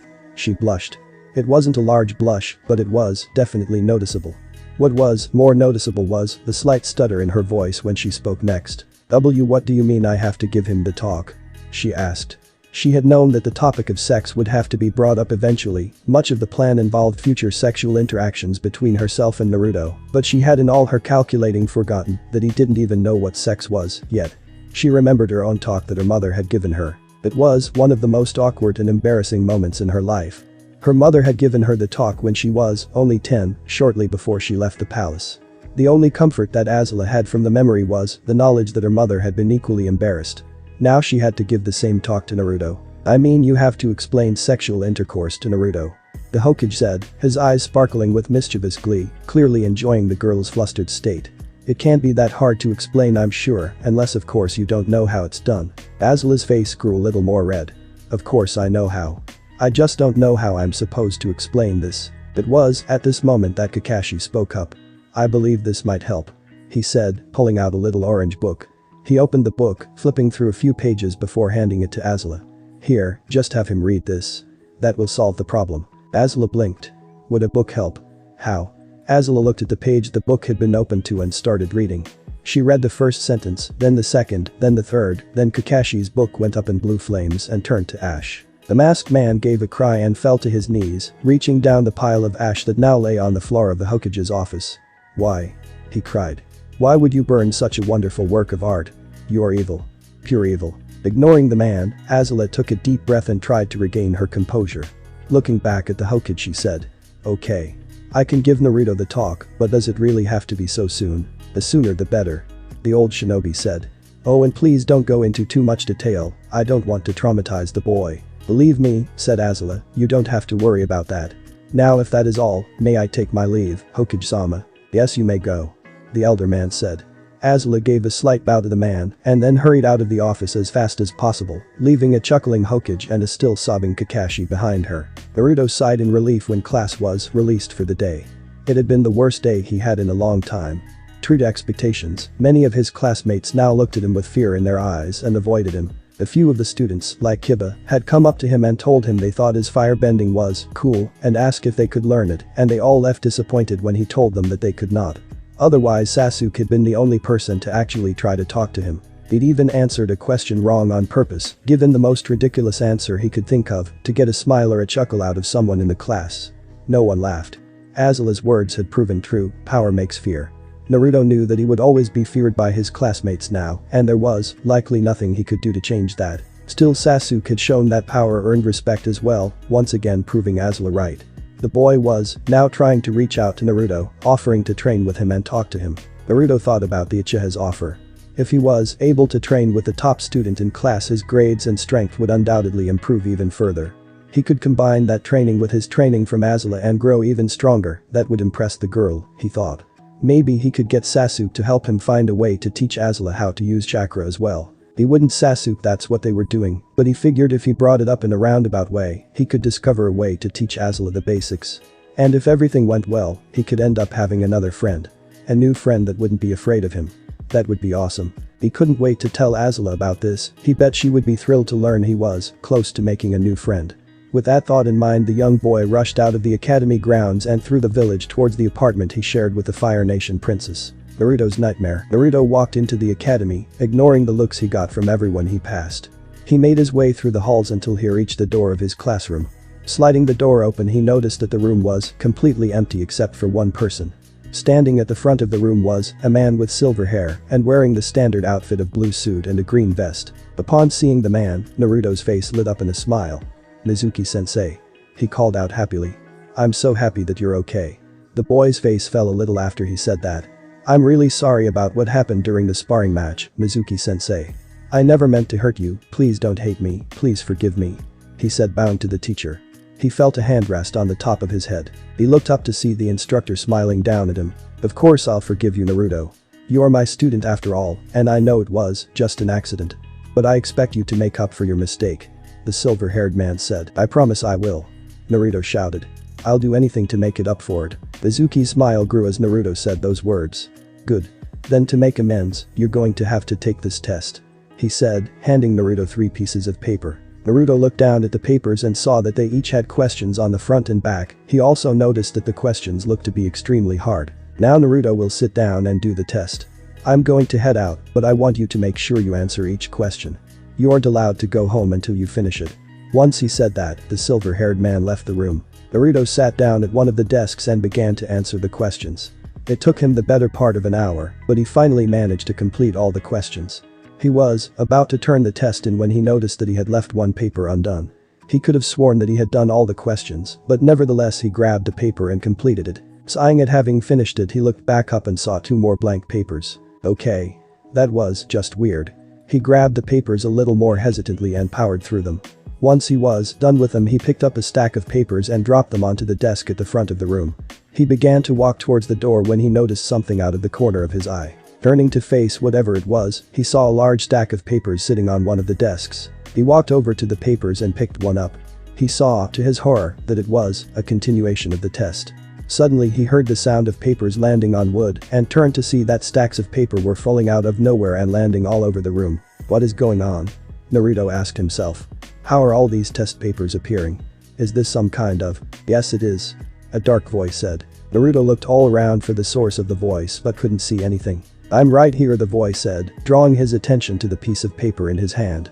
He watched in confusion as the ink from the question on the page began to gather and form a face on the paper. This is indeed a dot, the paper face said. Your sensei, in order to get revenge on you, used a forbidden to summon us from another world. But he underestimated just how powerful we truly were, and now we will use our power to overrun your village and then conquer this world. Naruto laughed. Yeah, right. How could pieces of paper conquer anything? The paper let out a hoarse, raspy laugh. Just look for yourself. Look out the window. Naruto walked to one of the windows in the classroom and saw that papers were falling from the sky by the hundreds and were landing on people, crushing them under their weight. Oh no. Naruto yelled and ran out of the classroom and quickly made it to the exit of the academy. As he stepped out of the building, he saw the Hokage walking towards him. He also saw a large group of papers about to fall on the aged leader. Did you watch out? Naruto yelled. But it was too late. The papers hit the old man and buried him completely. No. Naruto cried. He had to get help and fast. He quickly ran through the streets, and as he did so he saw people being swallowed up and crushed by the falling papers everywhere around him. He made it to the Ichiraku ramen stand in time to see Tuchi and Aim cry out for help as they too were engulfed in the stacks of paper. Not them too. Naruto cried out. Naruto, what's going on? Asked a voice next to him. He turned to see Azula standing next to him, looking confused. Azula, Haim. The boy cried, happy to see the dark-haired girl all right. We're under attack from weird paper monsters from another world. The older girl frowned at this statement. I see. We will have to show them our power then, won't we? Come with me, Naruto, we will begin a counterattack. She said, as she turned to go. However, a giant hand made of paper appeared and pulled her into an enormous pile of the things, bigger than any other stack that had appeared so far. Naruto's eyes widened in horror. No. He screamed and fell to knees, overcome by despair as the person he had come to care for the most perished before his very eyes. The paper in his hand laughed once more. All your friends are dead, and even your Hokage is gone now, boy. You should just resign yourself to your own death. Naruto's hands began shaking as uncontrollable rage overtook him. No. What? The paper asked. I said no. I'm not letting you get away with this. I'm going to stop you and avenge everyone. You? Revenge? Ha. You're just an academy student, who do you think can get revenge on us? Naruto felt his body heat grow as he summoned fire from deep within him, bending the flames to will and calling them forth into the palm of his hands, causing the demon paper to begin shrieking with pain. Who am I? I am fire, I am death. Now burn away with the rest of your kind. With that statement, Naruto sent fire into a stack of papers to his left and then another to his right. He made his way through the streets of Konoha, walking at a slow, deliberate pace, making sure to burn every single paper he came across. He continued like this until he came to the Hokage Tower. Once he reached the tower, he made his way to its roof and summoned a ball of fire bigger than any he ever had. He then threw it down at the village below him. Naruto knew that this act would destroy the village and himself, but it would also wipe out all the demon papers and prevent them from reaching the rest of the world. He braced himself for the burning shock wave that would come from his blast, waiting to join his friends in death. Naruto jolted awake, breathing heavily. He sat there for a few moments, catching his breath before looking around. He was in his room. He was in his bed. Azula was next to him, still sound asleep, although she shifted in her sleep to adjust her grip on the boy's arm. Naruto sighed in relief. It was just a dream. That was the weirdest nightmare I have ever had. This is what happens when I don't have ramen before bed. I am never skipping out on night ramen again ever. But that said, he lay back down and snuggled into Azula. Beings from another world coming to this one. What a silly idea like that could ever happen. He closed his eyes and drifted off to sleep once more. Azula paced up and down the living room of the apartment, her eyes to the floor in front of her. Her mind was currently occupied by a daunting and seemingly insurmountable problem, namely the prospect of teaching Naruto Uzumaki about sex. The dark-haired girl knew that she would have to teach him about the act of reproduction sooner or later. Of course, it was, after all, essential to her plan. Essential or not, however, it was still a thoroughly embarrassing subject to talk about. Every part of her mind was currently trying to either find a suitable way to explain the process of sex to the boy or trying to find a way to successfully postpone the conversation. If she could, the girl would prefer to let the subject go until the boy was much older and then teach him about it only when it became a required step in their relationship. Any chance of that happening was destroyed when the Hokage ordered her to give the boy the talk though. Azula's eye twitched as she thought of the old man's smug look when he had given that order. She briefly entertained thoughts of how that smirk of his would look if the shinobi leader spontaneously combusted into blue flames. Azula felt herself chuckle darkly at that thought. Theoretical plots of revenge would have to wait, however, as she did in fact have to explain sex to the young blonde that she shared the apartment with. Maybe she could give him the same story that Fire Nation parents had told their children for generations when faced with this same problem. She would sit Naruto down, look him in the eyes, and with all the seriousness she could muster, she would explain that there was a palace in the sky, hidden by the clouds. Within this palace were all the babies in the world, and when a young couple were married, a great dragon would find the correct baby for the couple and bring it to them. Azula nodded to herself. Yes, that would work. Then she would swear Naruto to secrecy about the subject and tell the Hokage that she had accomplished her task. She could then avoid the whole issue until she was well and truly ready for it. Azula nodded to herself once more and said yes, that will work. What will work, Azula-Heim? Naruto asked, standing behind her. Azula jumped about a foot off the ground and gave a yelp of surprise. She had been so involved in her own thoughts that she hadn't heard the blonde boy walk into the apartment and up to her. Azula fought down the blush she felt trying to rise on her cheeks. Oh, it's nothing, Naruto. How was your day at the academy? Azula watched the boy's face gain a pensive look. It was alright, I guess. Most of the kids in my class seemed to be afraid of me, but they didn't tease or make fun of me. Azula nodded. That was exactly how she had expected things to be for the young boy. But I also think I may have found a friend, Naruto said excitedly. That statement made the older girl blink. What? She asked. Naruto smiled happily. Remember how you said that I would eventually find those who respected me for my power? Well, I think I may have found one today. Azula's eyes narrowed. Explain what happened please, Naruto, she said, her voice taking a calm tone. Naruto launched into an explanation of his encounter with Sasuke, telling her what the boy had said and how he had wanted to train with Naruto. He also explained how Sasuke had treated him up until this point. By the end of Naruto's tale, Azula was certain of one thing: Sasuke Uchiha could be trouble. Azula had made the mistake of assuming that all of the children Naruto's age would be afraid of him. She hadn't counted on someone like Uchiha being part of the equation. When she had told Naruto that he would find those who would respect his power, she had said it was a way to console him and had hoped to provide those people in the form of herself, her father and the Fire Nation as a whole. Yet, despite the odds, Naruto had managed to find such a person here in Konoha. The more bonds that Naruto formed within Konoha, the harder it would be to convince him to leave with her. Of course, Azula was under no delusions that she would be able to keep the boy from forming any bonds at all. When she first began to form this plan, she had known that she and Naruto would possibly be in Konoha for some time before they were able to leave to her world. In fact, her plan counted on the fact that she would have enough time to develop her own bond with the boy to a significant degree before they would have the opportunity to leave. In that same amount of time, it was expected for the boy to develop bonds of some sort with at least a few others. In light of what she had learned from Kakashi about interdimensional and how long she might be here, it was simply impossible, inconceivable really, for him not to form bonds with others. Azula had hoped to be able to limit those bonds and control them to some degree, however. This is the reason why she was so worried about the Uchiha boy. According to Naruto, the Uchiha was the top student in his class and was extremely popular with other members of the class, despite his lack of social interaction. Many of the girls in Naruto's class apparently idolized the boy, and if they saw their idol interacting with Naruto, there was a chance that they would overcome their fear of Naruto and approach him, as the Uchiha had done. This meant that Naruto would potentially form even more bonds than he otherwise would. Some of those bonds would possibly be formed with girls. Azula's entire plan involved Naruto bonding and eventually loving her. She had to be the only girl who he loved, who loved him, who could love him. If he suddenly formed bonds with other girls, then her whole plan was in potential danger. What was worse, she could do nothing to keep Naruto from befriending the Uchiha, not without raising red flags as to her intentions. If she forbade or tried to keep Naruto from being the boy's friend, he would want to know why, and she had no good excuse to provide him with. So she would have to let the two bond, even encourage it. She supposed she could monitor how their bond grew if she too befriended the Uchiha boy. Yes, that could work.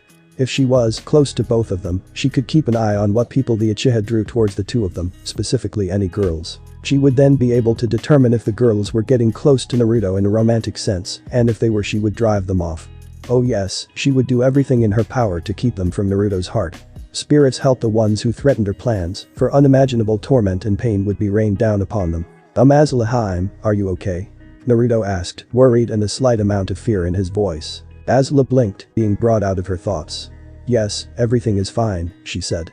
Why do you ask? Well, you have this really scary look on your face, and your hands are covered in fire. He said, pointing at her hands. Azula looked down in surprise to see that she had balled her hands into fists and summoned blue fire around them. She quickly let the flames dissipate and blinked.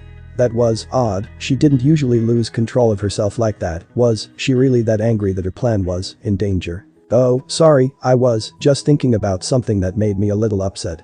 Anyway, I think you should agree to train with the Uchiha, it will help you grow in strength, and having another ally can't hurt. I would like you to introduce him to me as well, I want to make sure he is being honest with you. Naruto's face quickly gained a smile at the fact that Azula seemed alright with him befriending Sasuke. Okay. He said. Continuing in his happy mood, he asked, so how did your day go, Azula Haim? Azula's mind was once again brought back to her meeting with the Hokage, and she fought down the slight blush that threatened to appear on her face. She looked down at the younger boy and thought about the task she had been given.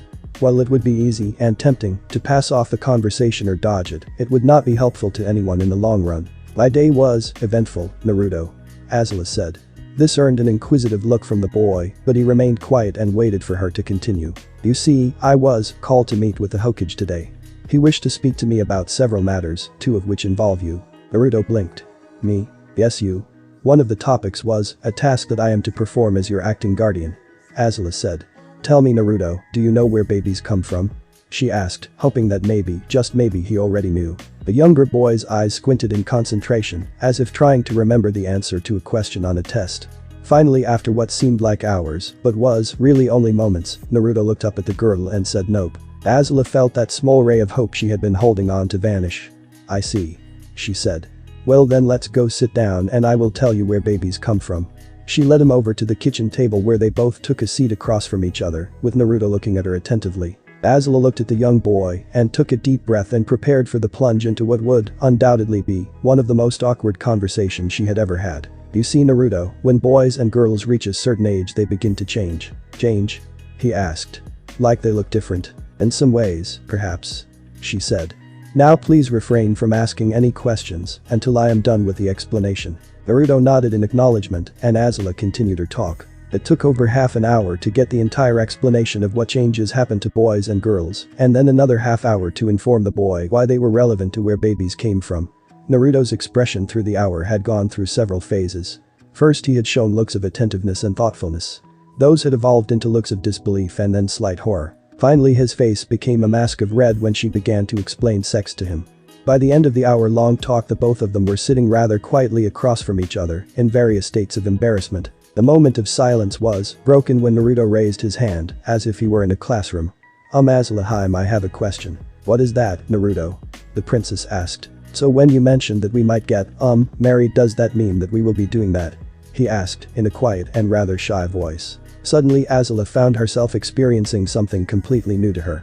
She saw, in her mind, an older version of herself, laying on her bed in her room in the Fire Nation Palace, next to an older Naruto. Azula had never taken the time to really think about what the blonde would look like when he reached his late teens. She knew that he would likely be attractive, but she hadn't ever thought about the details of what that attractiveness would be like. Her subconscious apparently had, however, because the man in vision was, in one word, gorgeous. He was decidedly taller than her, had messy golden hair that was long enough to reach his jawline, and had deep soul-piercing blue eyes. His body was that of a bender who practiced regularly, that is to say, well-toned and muscular, but not bulgy or disgustingly big. He had slightly darker skin than the Naruto she knew, showing that he spent a lot of time in the sun, and it made the whisker marks on his cheeks stand out in a very interesting way. She watched a scene in her vision unfold as the older Naruto gently pushed her older self's hands above head using one hand and moved his other to steady himself as he leaned in towards her face. Just as his lips were about to reach hers, Azula managed to wrench herself from the vision and reality came crashing back to her. She felt her face burning all the way up to her ears and knew that she was sporting a heavy blush. She looked around and noticed Naruto staring at her with an expression that was half questioning and half nervous. Azula figured that he was probably waiting for an answer to the question that had summoned the vision she had briefly experienced. She cleared her throat softly before answering him. "Well, yes, Naruto. We would eventually do that," she said, avoiding the word sex and using that instead. "We would be expected to produce an heir, and as such we would need to do that. It is also an act that, I have been told, can strengthen the bond between two people who love each other." That was how her mother had put it anyway. "I see," the boy said, looking away slightly. Azula could swear she saw steam coming out of the blonde's ears. "Well, in any case we have other issues to discuss as well," she said. "Like what?" Naruto asked quickly, happy to get away from the previous subject. "Well, for example, the fact you have a birthday coming up," the girl answered. At the mention of his birthday, Naruto gained a rather forlorn look. His birthdays had never really been fun or even really resembled birthdays. To him they were just another day where people ignored him or scorned him. Truthfully, he preferred the scorn, at least then people acknowledged that he was there, that he existed. Many people ignored him all the time, but it was especially painful on his birthday. To have your very existence be disregarded, to be treated as if he wasn't there, was never there, on the day when his existence was supposed to be celebrated was something that truly left deep wounds on the child's mind. Azula watched Naruto carefully, gauging his reaction. After a few moments she decided on how best to handle the situation. She drew in her breath and put her best scowl on her face before saying, "Well, to tell the truth, I'm rather angry that you didn't tell me about it before." That got the boy's attention. He looked at her as if he had just been smacked. "What? Why are you angry, Azula Harem?" he asked, worried he had done something to jeopardize his relationship with the dark-haired girl. Azula leaned back in her chair, folded her arms and closed her eyes. She sat there a moment, giving off her best "I'm mad at you" aura before speaking. "Well, where I come from, it is a custom to celebrate the birthdays of those who are close to someone. I understand that such a tradition is also held here in Konoha. How am I supposed to celebrate your birthday if you don't tell me about it?" she asked. Naruto was stunned. "Wait, you're mad at me because you didn't know I had a birthday coming up and that meant you couldn't celebrate it?" The princess opened one eye and looked at him. "That is what I said, yes," she stated. When Naruto heard this, he hopped out of his chair, calmly walked around the table to Azula and gave her a hug. It wasn't a desperate hug like the one he had given her after his fight with Mizuki, but a warm and soft hug, one that was full of meaning and emotion. It was an embrace that showed all of his heart to the older girl. "Thank you, Azula Harem," he said quietly. "You don't need to thank me," she answered. "Like I said, it's a custom, something expected, everyone does it for those who are close to them." "Still, thank you," Naruto said. "Only Hokage Jiji, Iruka-sensei, and the Ichirokas have ever really celebrated my birthday. Now I have someone else who wants to do it too, it means a lot to me." Azula was genuinely surprised by his words. On the surface it was just a simple thank you, but there was also something deeper about it. She sensed a maturity in the words that she had not seen in the boy before. It was too expected, she guessed, that one did not live the life Naruto lived without growing up at least a little faster than other children. Even knowing that the intensity of the word struck something inside her, bringing forth a feeling of some sort. It was an alien emotion, something she could not readily identify, and she wasn't at all sure that she liked it. So rather than dwell on it, she changed the subject. "Alright, that is enough of that. It is time to begin afternoon training. Also, I believe that we agreed that you would begin teaching me how to use chakra today as well," Azula said. Naruto let go of his embrace on the older girl and nodded. "Right. I'm still not sure how much help I will be, but I'll try to get you the basics, Azula Harem." It only took a few minutes for the two to reach the training ground down the street from where they lived. The small area had quickly become the place where two spent the majority of their time together. It was also one of the places where two were most often able to be alone. Azula was not sure if this was because the Hokage had ordered the other shinobi to avoid them while training, or if people simply avoided them due to Naruto's status as a pariah. For all she knew, it was simply an area that was overlooked for better, more suitable training areas. No matter what the reason was, it allowed the two of them to train and talk in a comfortable area that offered a small modicum of privacy. This time, the situation was a little different from normal, however, as instead of Azula giving Naruto explanations and training exercises, it was she who was doing the listening. She stood in front of the young boy, paying close attention to what he was saying. So far he had explained to her that chakra was the mix of spiritual and physical energy that the body naturally produced. He also explained that not a person's ability to use chakra was dependent on the size and state of their chakra coils. He went on to say that they would likely have to build her chakra coils up quite a bit before she could even think of using her chakra and dot. "Alright, Azula Harem, put your hands together in the ram seal, like this, and focus on your internal energy," Naruto said, demonstrating the ram seal for the dark-haired girl as he did so. Azula did as he instructed and reached inside her mind to try and draw out the chakra in her body. "Well, do you feel anything?" Naruto asked after a few moments. Azula hesitated, taking a moment to think before answering. "I think so. I'm not sure if it's my chakra, but I feel a slight stirring sensation, as if a gently flowing thing is moving inside my body around my stomach." Naruto nodded. "That sounds like chakra alright. Try to draw upon it. If you do that, it should feel like your connection to it is getting stronger, and you should be able to pull it up into your chest area." Azula concentrated on the feeling in her stomach, but no matter how she focused, she couldn't make the chakra respond to her wishes. After a few minutes of trying, she sighed and let her hands fall to her sides and looked at the younger boy, waiting for her next instructions. Naruto saw Azula's actions and recognized that she hadn't been able to fully draw on her chakra. "Don't worry, Azula Haim, lots of people have problems with it at first. I remember a bunch of my classmates took weeks to really get the hang of it. Some of them couldn't even feel their chakra the first few times they tried." Azula nodded in acknowledgement. That did make her feel a bit better about the whole thing. She was a prodigy in firebending and had always excelled with little to no effort, so the idea that she hadn't been able to do so in this situation was a little disconcerting. "I will try to keep that in mind, Naruto," she said. "Now, before I continue trying to access my chakra, we are going to work on your training. So far I have been quite pleased with your progress in your bending. You really do have a natural gift for it, but that doesn't mean you can be lax in training.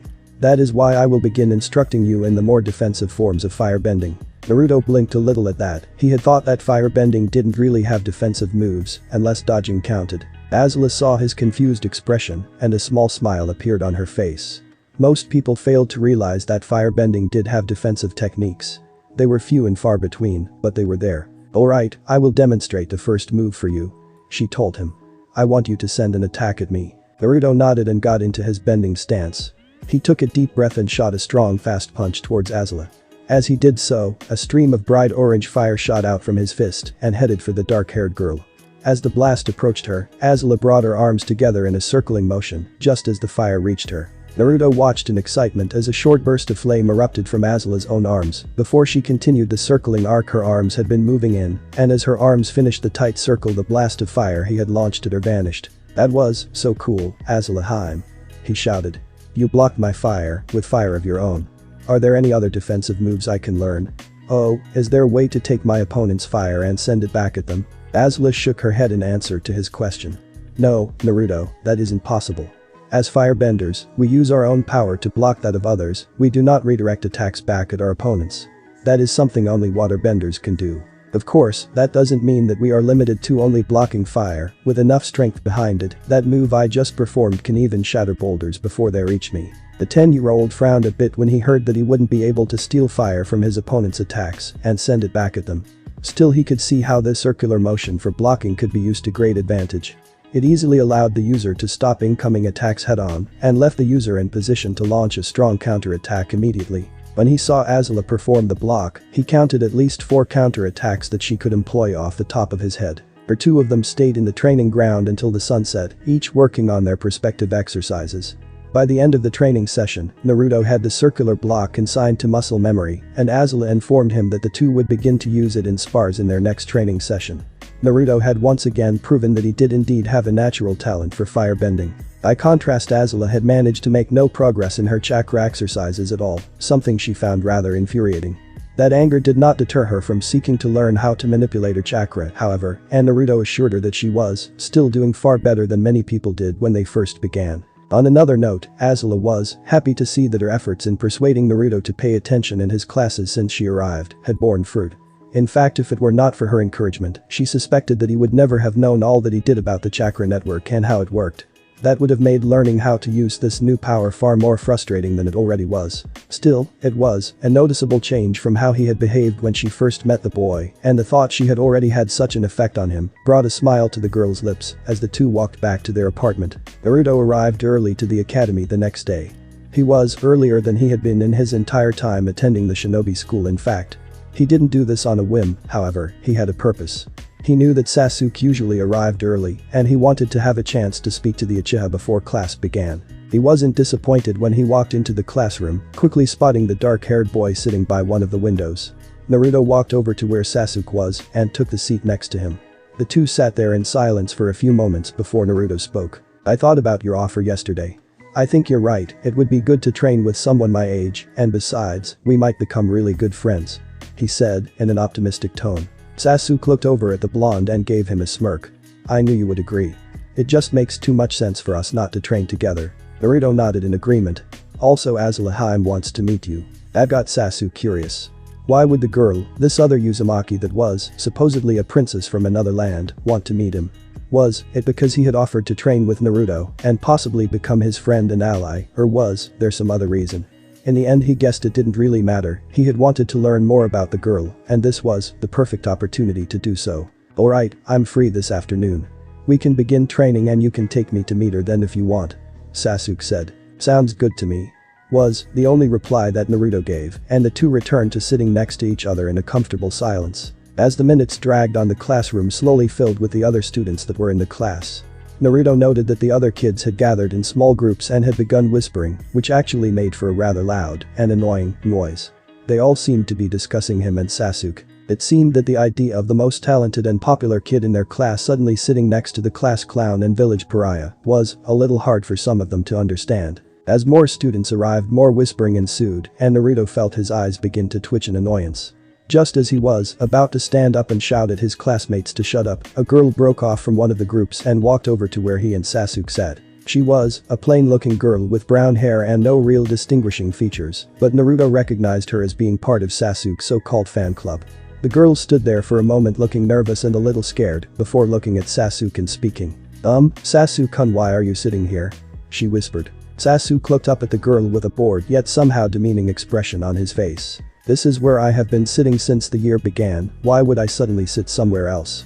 he asked, his tone reflecting the same boredom that his face showed. The girl looked even more nervous and flicked her eyes towards Naruto briefly. "Well, you know, he is sitting there too," she whispered, bringing her hand up to cup around her mouth, as if that would keep Naruto from hearing her. Naruto himself was torn between feeling hurt that she and everyone else were afraid of him, annoyed that she was acting this way, or angry because she seemed to think that he wouldn't be able to hear her. Before he could react to all this, however, the girl began speaking again. "It was horrible what he did to Mizuki-sensei. My mom said he must be some kind of monster to do that to his own teacher," she said again, still whispering. As soon as the words left her mouth, Sasuke's bored expression turned into a glare that made the girl recoil slightly. His next words were spoken in an angry tone that was loud enough for the entire class to hear. "You think he's a monster now? What a joke. I have seen what a real monster looks like. I watched as a real monster killed everyone I ever loved, and after seeing that, I'm pretty sure that I know what a monster looks and acts like. I'll tell you right now that Naruto is no monster. So what if he accidentally hurt Mizuki-sensei? So what if he put him in the hospital for a few weeks? That doesn't make him a monster, it just makes him strong. You asked why I'm sitting next to him? It's because I would rather keep the company of someone who is strong and reliable than a weakling like you who thinks one incident during a sparring match makes someone a monster." As Sasuke finished his little speech, the girl looked like she was about to cry. She quickly turned her face away from the dark-haired boy and ran off to join the group she had been with before. The class was completely silent for all of 5 seconds before erupting into even more whispers. Naruto looked over at the Uchiha with a stunned look on his face. He hadn't expected him to defend him like that.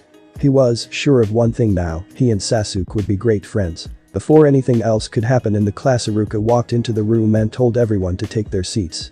Once everyone was in their spots, he began that morning's lesson, which turned out to be another boring lecture. After the lecture, Iruka took everyone outside and announced that they would begin Jutsu spars.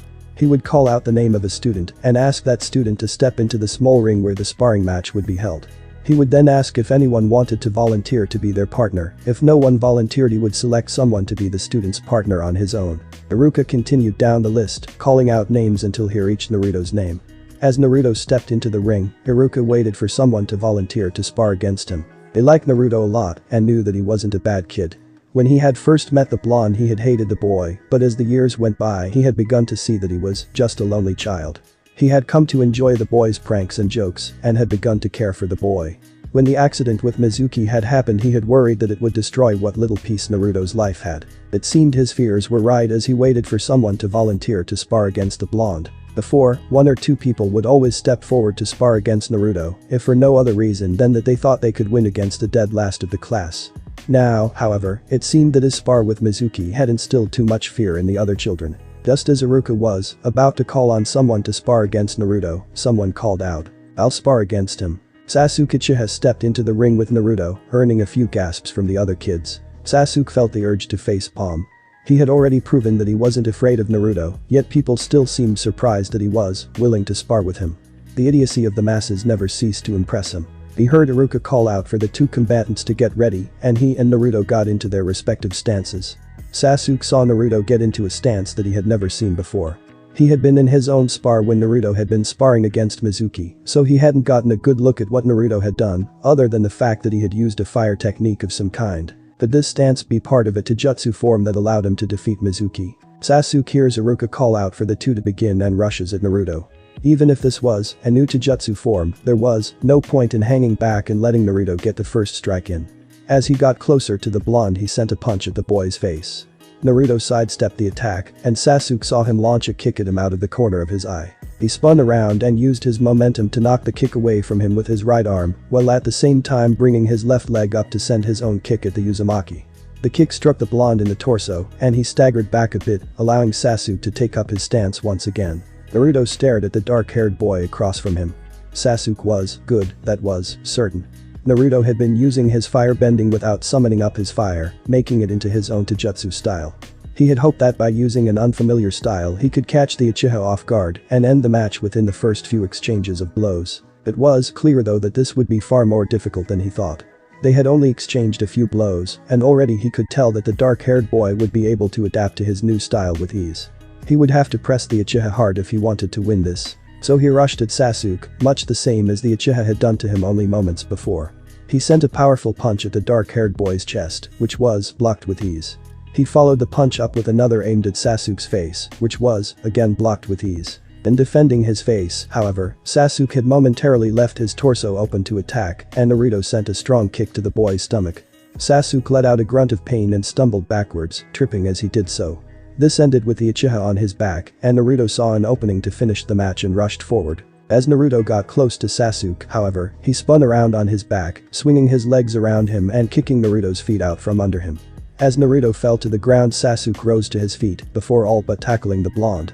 He placed his left arm on Naruto's chest just below the neck to keep him from getting up and held his right hand back in a fist, ready to strike. Before the spar could continue any further though, the two boys heard Iruka call the match with it ending in Sasuke's favor. As Sasuke stood up, he offered a hand to Naruto, helping him up. "I was right," Sasuke said. "You are strong. You almost beat me. If I hadn't caught you with that last kick, I think you would have won." As the two walked back to stand with the rest of the class, Naruto heard even more whispers break out, but there was something different about the whispers this time. As they passed a group of girls, he managed to catch a bit of their conversation. "But Sasuke-kun seems to like him.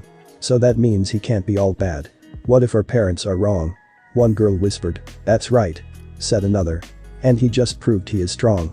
I heard Sasuke-kun say that he could have won if he hadn't gotten that last move in." The first girl nodded. "Me too. Oh, and remember that girl that was with him the other day? She said that she was related to him somehow, and the Hokage said she was a princess. Maybe that means that Naruto is a prince." Iruka called the class back inside before he could hear more of the conversation. The rest of the day proved to be rather boring, as Iruka had the class do more reading and listening to lectures, but the whispering kept up until class let out for the afternoon. Of course, Naruto also noticed that a few of the girls in the class had begun sneaking small glances at him and had strange gleams in their eyes, which made him feel uncomfortable to say the least. He wasn't sure why though. Once the class was released, Naruto and Sasuke made their way out of the building and along the streets of Konoha, Naruto leading the way to the training ground where they were to meet Azula. Once they had gotten there, he saw that the dark-haired girl was already waiting for them. "Azula Haim," Naruto called out in greeting as he walked up to the girl. "Hello Naruto," Azula said once the boy reached her. "I assume this is the friend you told about yesterday." She motioned to Sasuke, who was standing behind him. Naruto beamed. "Yep. This is Sasuke Uchiha." "Sasuke, this is Azula Haim." Sasuke stepped forward and bowed to the girl. "It's very nice to meet you," he said. Azula gave her own slight bow and said, "It is nice to meet you as well." Sasuke looked up at the taller girl for a moment before speaking again. "Naruto told me you wanted to meet me." "Why?" "I did, yes, but that conversation will have to wait for a little while. It seems we have an uninvited guest." As soon as Azula finished speaking, she sent a short burst of blue fire at a tree to the right of the small group. The tree didn't catch on fire, but it did make an "eep" sound. Naruto blinked. Since when did trees yep? He got his answer when a small shape fell out of the tree and landed in the bushes, making an audible thump. The group walked over to where the figure had fallen and looked as a girl lay in the bushes, an expression of slight pain on her face. She was a small girl with short blue hair and a style cut. She wore short tan pants and white coat, along with blue shinobi sandals. Azula, who stood in the front of the group, gave a positively menacing smirk. "Well, what have we here?" she asked as she stared down at one Hinata Hyuga. The small girl looked up at the Fire Nation princess and uttered a single sound. "Yep."